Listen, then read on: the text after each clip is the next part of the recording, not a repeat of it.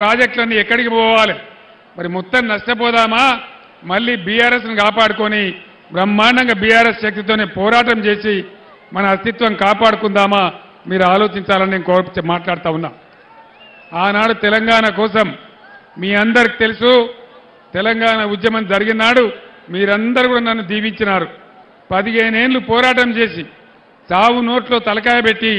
తెలంగాణ సాధించిన విషయం మీ అందరికి తెలుసు తెచ్చిన తెలంగాణను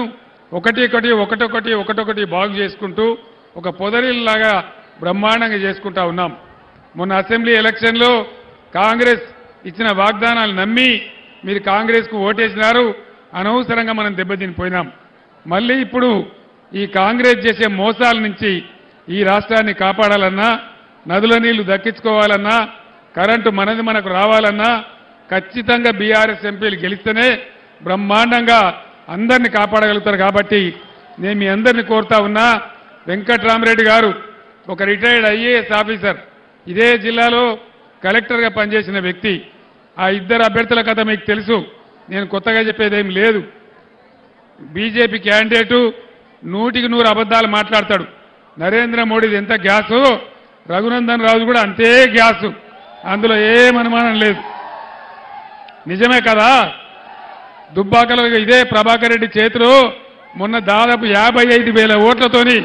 చిత్తు ఓడిపోయినాడు నేను ఒక్కటే మాట మిమ్మల్ని అడుగుతున్నా మెదక్ దుబ్బాకలో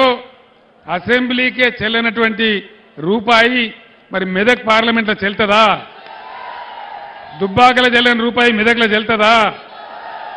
తుక్కు ఓడగొడితే డిపాజిట్ ఓడగొట్టాలి బుద్ధి చెప్పాలి మీరు ఇష్టం వచ్చిన హామీలు ఇచ్చి మోసం చేస్తే ఇక్కడ మేము ఎడ్డోళ్ళం కాదు అని చెప్పి తెలంగాణ మళ్ళొక్కసారి పిడికిలి బిగించి మనం పోరాటానికి దిగాలి మీ అందరు నేను కోరేది